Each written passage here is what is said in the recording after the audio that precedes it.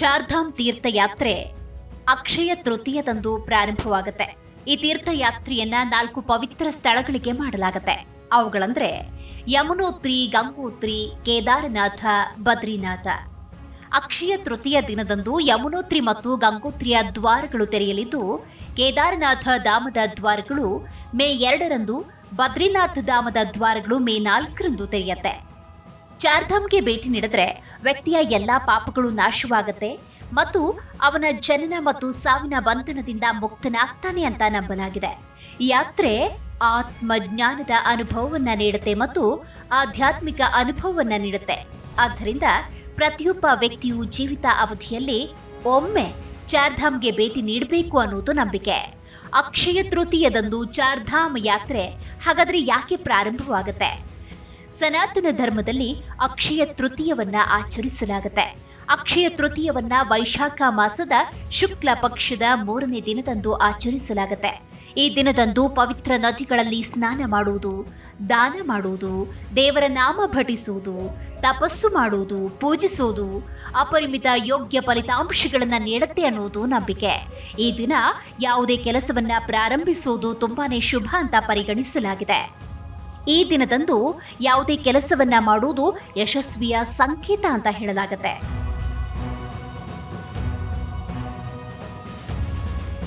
ಅಕ್ಷಯ ಅಂದ್ರೆ ಏನರ್ಥ? ಅಕ್ಷಯ ಪದದ ಅರ್ಥ ಏನು ಅಂತ ನೋಡೋದಾದ್ರೆ, ನಾವು ಅದನ್ನ ಸರಳ ಪದಗಳಲ್ಲಿ ನಾಶವಾಗದ ಅಥವಾ ಕೊಳೆಯದ ಅಂತ ಕರೆಯಬಹುದು. ಆದ್ದರಿಂದ ಈ ದಿನದಂದು ಜನರು ಕೊಳೆಯದ ಲೋಹವಾದ ಚಿನ್ನವನ್ನ ಖರೀದಿಸ್ತಾರೆ. ಅಕ್ಷಯ ತೃತೀಯದ ದಿನದಂದು ಚಿನ್ನವನ್ನ ಖರೀದಿಸುವ ಮೂಲಕ ಲಕ್ಷ್ಮೀ ದೇವಿ ಸಂತೋಷ ಪಡ್ತಾಳೆ ಮತ್ತು ತನ್ನ ಭಕ್ತರಿಗೆ ಸಮೃದ್ಧಿ ಮತ್ತು ವೈಭವವನ್ನ ಆಶೀರ್ವದಿಸ್ತಾಳೆ ಅನ್ನೋದು ನಂಬಿಕೆ. ಅಕ್ಷಯ ತೃತೀಯವನ್ನ ಭವಿಷ್ಯ ಪುರಾಣ, ನಾರದ ಪುರಾಣದಿಂದ ಹಿಡಿದು ಅನೇಕ ಪವಿತ್ರ ಗ್ರಂಥಗಳಲ್ಲಿ ಉಲ್ಲೇಖಿಸಲಾಗಿದೆ.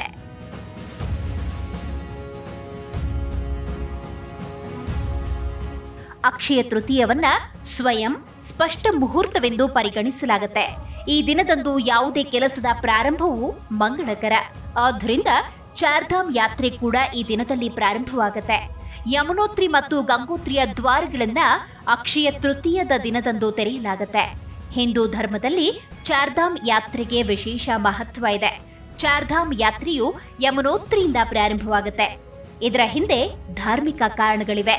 ಚಾರ್ಧಾಮ್ ಯಾತ್ರೆಯ ಕ್ರಮ ಯಮುನೋತ್ರಿ, ಗಂಗೋತ್ರಿ, ಕೇದಾರನಾಥ, ಬದ್ರಿನಾಥವಾಗಿದೆ.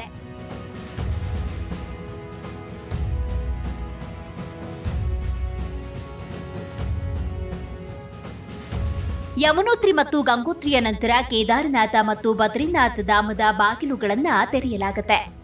ಧಾರ್ಮಿಕ ನಂಬಿಕೆಗಳ ಪ್ರಕಾರ ಯಮುನೋತ್ರಿಯಿಂದ ಪ್ರಯಾಣವನ್ನ ಪ್ರಾರಂಭಿಸುವಾಗ ಚಾರ್ಧಾಮ ಯಾತ್ರೆಯಲ್ಲಿ ಭಕ್ತರು ಯಾವುದೇ ರೀತಿಯ ಅಡೆತಡೆಗಳನ್ನು ಎದುರಿಸುವುದಿಲ್ಲ. ಯಮುನೋತ್ರಿ ಯಮುನಾ ನದಿಯ ಉಗಮ ಸ್ಥಾನ. ಯಮುನಾಜಿ ಯಮರಾಜನ ಸಹೋದರಿ ಮತ್ತು ಅವಳು ತನ್ನ ನೀರಿನ ಮೂಲಕ ಎಲ್ಲರ ದುಃಖವನ್ನ ತೆಗೆದುಹಾಕುವ ವರ ಹೊಂದಿದ್ದಾಳೆ. ಯಮುನೋತ್ರಿಯಲ್ಲಿ ಸ್ನಾನ ಮಾಡುವ ಭಕ್ತ ಸಾವಿನ ಭಯದಿಂದ ಮುಕ್ತಿ ಪಡಿತಾನೆ ಅನ್ನುವ ನಂಬಿಕೆ ಇದೆ. ಈ ಕಾರಣಕ್ಕಾಗಿ ಭಕ್ತರು ಯಮುನೋತ್ರಿಯಿಂದ ಚಾರ್ಧಾಮ್ ಯಾತ್ರೆಯನ್ನ ಪ್ರಾರಂಭ ಮಾಡ್ತಾರೆ. ಚಾರ್ಧಾಮ್ ಯಾತ್ರೆಯು ಧಾರ್ಮಿಕ ಮತ್ತು ಭೌಗೋಳಿಕ ಮಹತ್ವ ಹೊಂದಿದೆ. 4 ಧಾಮಗಳಲ್ಲಿ ಯಮುನೋತ್ರಿ ಪಶ್ಚಿಮ ದಿಕ್ಕಿನಲ್ಲಿದೆ. ಪ್ರಯಾಣವು ಪಶ್ಚಿಮದಿಂದ ಪೂರ್ವಕ್ಕೆ ತಿರುಗುತ್ತೆ. ಅಂತಹ ಪರಿಸ್ಥಿತಿಯಲ್ಲಿ ಈ ದಿಕ್ಕನ್ನ ಪ್ರಯಾಣಕ್ಕೆ ಒಳ್ಳೆಯದು ಅಂತ ಪರಿಗಣಿಸಲಾಗುತ್ತೆ. ಇದು ಪ್ರಯಾಣವನ್ನ ಸುಲಭಗೊಳಿಸುವುದಲ್ಲದೆ ಅನುಕೂಲಕರ.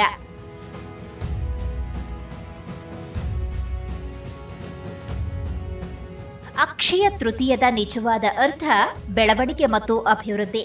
ಅದಕ್ಕಾಗಿಯೇ ಅಕ್ಷಯ ತೃತೀಯ ದಿನದಂದು ಯಾವುದೇ ಕೆಲಸವನ್ನ ಪ್ರಾರಂಭ ಮಾಡಿದ್ರೂ ಅದು ಇನ್ನೂ ಹೆಚ್ಚು ಬೆಳವಣಿಗೆ ತಂದುಕೊಡುತ್ತೆ ಅನ್ನುವ ನಂಬಿಕೆಯನ್ನ ಭಾರತೀಯರು ಇಟ್ಟುಕೊಂಡಿದ್ದಾರೆ. ಅಕ್ಷಯ ತೃತೀಯದಂದು ನಾವು ಖರೀದಿಸುವ ವಸ್ತುಗಳು ವರ್ಷವಿಡೀ ಅದೃಷ್ಟವನ್ನ ತರುತ್ತೆ ಅಂತ ಶಾಸ್ತ್ರಗಳಲ್ಲಿ ಉಲ್ಲೇಖಿಸಲಾಗಿದೆ. ಸಾಮಾನ್ಯವಾಗಿ ಅನೇಕ ಜನ ಅಕ್ಷಯ ತೃತೀಯದಂದು ಚಿನ್ನ ಖರೀದಿಸಲು ಆಸಕ್ತಿ ಹೊಂದಿರ್ತಾರೆ.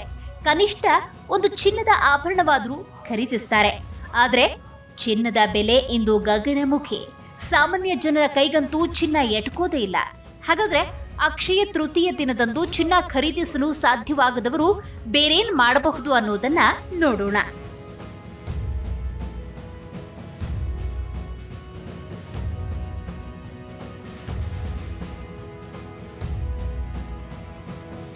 ಅಕ್ಷಯ ತೃತೀಯದಂದು ಚಿನ್ನ ಖರೀದಿಸುವುದರಿಂದ ಹಲವು ಪ್ರಯೋಜನಗಳಿದ್ರೂ ಹೆಚ್ಚಿನ ಜನ ಅದರ ಬೆಲೆಯಿಂದಾಗಿ ಅದನ್ನು ಪಡೆಯಲು ಸಾಧ್ಯವಿಲ್ಲ.